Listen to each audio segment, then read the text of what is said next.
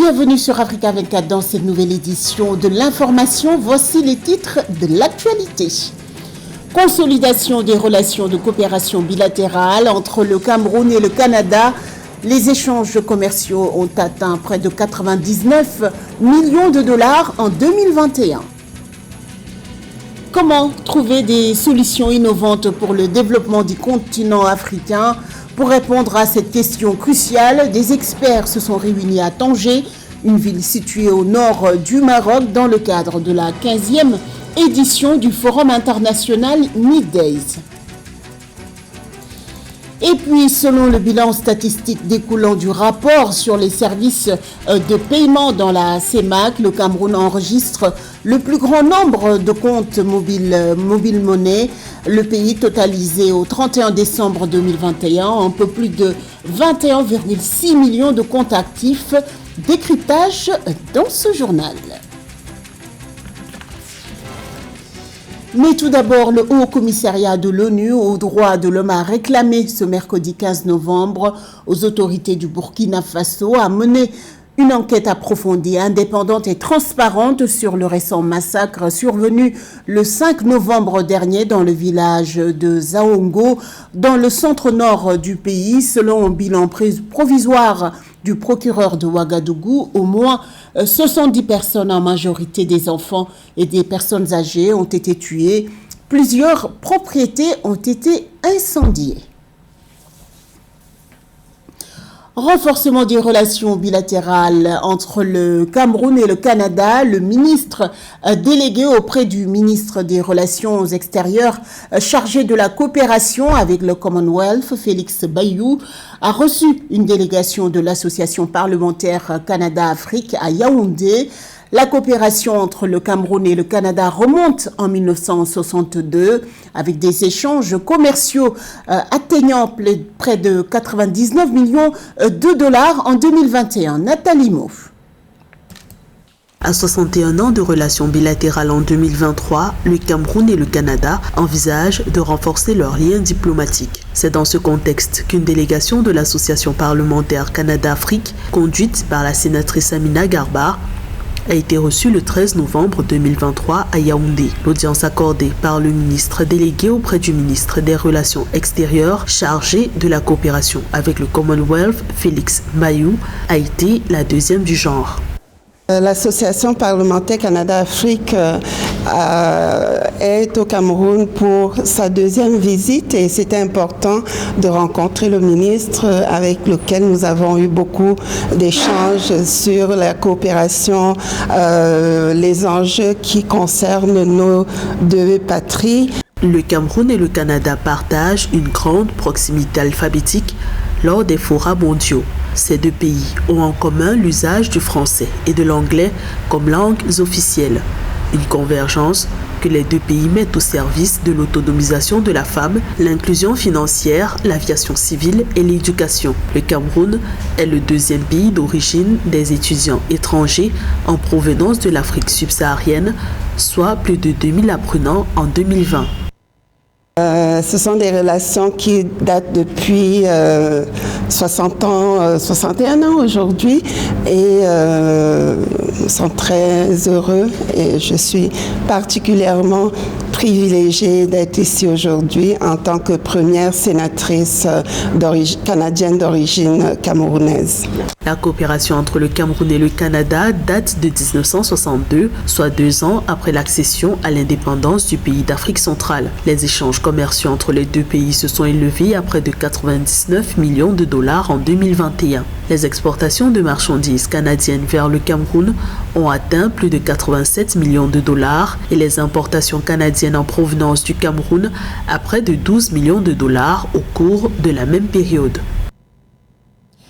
Trouver des solutions innovantes pour relever les défis de développement du continent africain, c'est l'ambition des experts, des leaders gouvernementaux, mais aussi d'autres acteurs au développement qui se sont réunis à Tanger, au Maroc, dans le cadre de la 15e édition du Forum international Mid-Days. L'objectif premier est de proposer des solutions pour sortir l'Afrique des problèmes structurels et infrastructurels qui freinent son développement. Séverin Ndunke. Ce sont plus de 250 experts, dont des décideurs politiques et économiques, qui exposent leur analyse sur les défis et partant des propositions de sortie de crise à la problématique de développement du continent africain. L'Afrique accuse un retard en matière de développement sur de nombreux plans, malgré un inestimable potentiel, 7,6% des réserves mondiales de pétrole, un sous-sol des plus riches avec environ 70% des métaux critiques pour les industries, le cobalt, le cuivre, mais également une biomasse importante. Le continent qui vise l'émergence doit penser les solutions endogènes à son développement, l'un des objectifs majeurs de la 15e édition du MEDES, ouverte ce 15 novembre 2023 à Tanger au Maroc. C'est toujours utile et important de pouvoir réfléchir ensemble, de pouvoir échanger les idées et les expériences qui nourrissent la réflexion mais aussi l'action. Au fur et à mesure qu'on peut constater les évolutions contextuelles, mais aussi des projets réels, des expériences réelles, on arrive à nourrir l'adaptation aux problématiques, une meilleure réponse concertée. Infrastructure, industrialisation, bonne gouvernance, les défis à relever sont nombreux. Les réformes entreprises pour stimuler le développement du continent se heurtent à plusieurs obstacles, notamment un environnement des affaires défavorable aux investisseurs et autres entrepreneurs, ou encore une réglementation absente ou en inadéquation avec les besoins réels. Les prévisions du FMI font état d'une timide hausse de l'économie africaine de 0,6% en 2024, tirée par des investissements privés plus significatifs et la consommation. Pour les experts à ce rendez-vous, les politiques sont une fois encore au cœur des solutions pour assurer l'éclosion d'un système macroéconomique efficient. S'ils mettent en place les politiques qui permettront à ces facteurs macroéconomiques de devenir positifs, il sera alors plus facile pour la microéconomie, c'est-à-dire les biens et les services, la demande et l'offre au sein de l'économie, de s'aligner sur ce que le gouvernement a mis en place. Aucune entreprise ne peut avoir un impact sur les facteurs macroéconomiques, seul le gouvernement central peut le faire.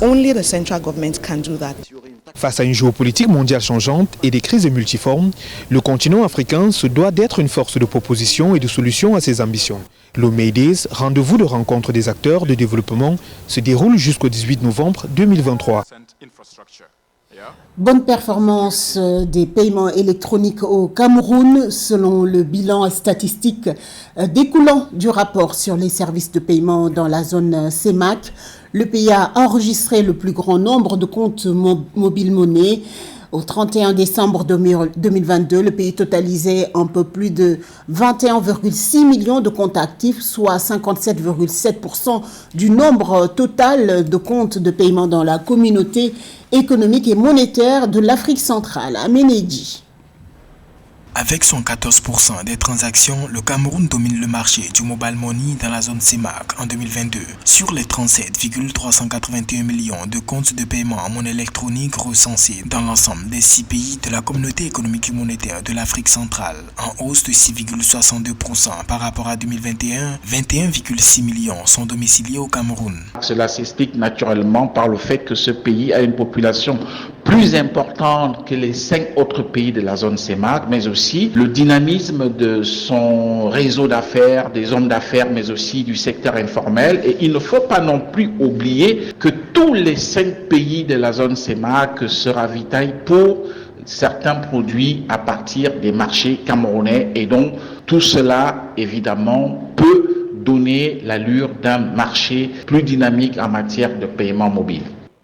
Au cours de l'année 2022, plus de 96% des transactions, soit 2,3 milliards d'opérations effectuées dans la zone CEMAC, l'ont été via le mobile money, contre seulement 2% de transactions, soit 48,3 millions d'opérations par virement bancaire classique et carte. Selon les données publiées par la BEAC, les indicateurs ont connu une évolution positive dans tous les États de la CEMAC sur la même période, sauf au Tchad où l'adoption du mobile money fait toujours face aux habitudes d'usage du crédit téléphonique comme moyen de paiement. Ce qu'il faut reconnaître dans d'entrée de jeu, c'est que le paiement via les terminaux électroniques permet non seulement une certaine traçabilité, mais aussi une certaine sécurité de tous les flux financiers. Et comme on le sait aussi, dans le cadre de la lutte contre les réseaux terroristes et le Cameroun qui connaît des problèmes aussi d'insécurité, aussi bien au nord que dans sa partie ouest, et bien évidemment, ça permet donc à l'État de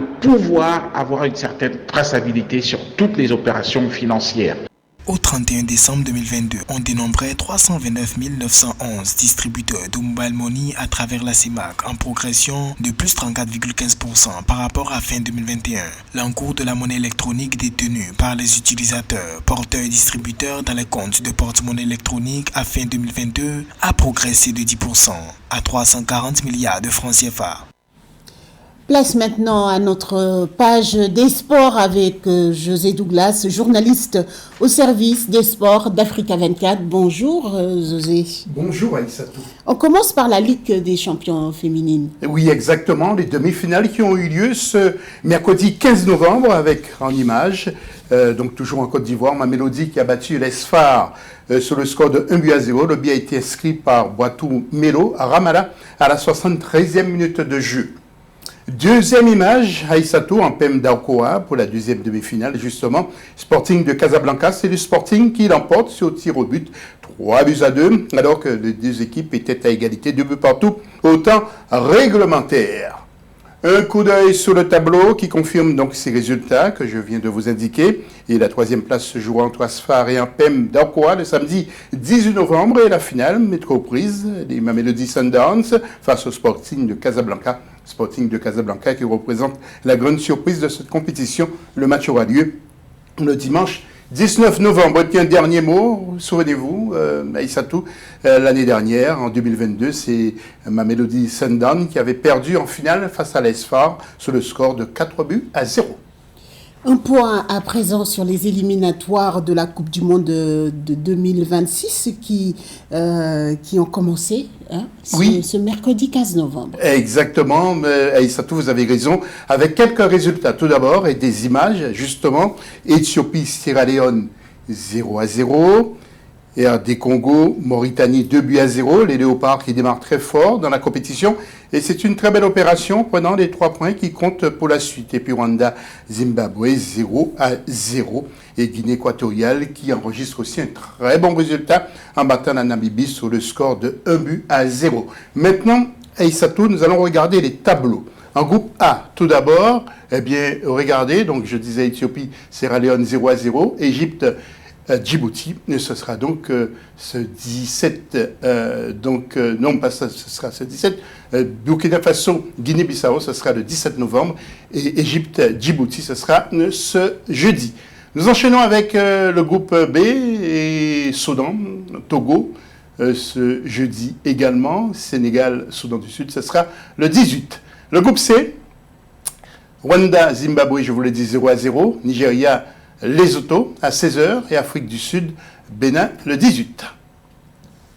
En groupe D, Cap-Vert, Angola, donc ce sera à 20h et Swatini, Libye, ce sera le 17 ainsi que Cameroun contre Maurice. En groupe E, Zambie, Congo, donc le 17 et Maroc, Égypte, ce sera à 20h. En groupe F, Burundi, Gambie à 14h. Et Gabon contre le Kenya à 17h. En groupe G, Botswana, Mozambique, 14h. Et Algérie, Somalie à 17h. En groupe H, Guinée équatoriale, je vous l'ai dit, a battu Namibie 1-0.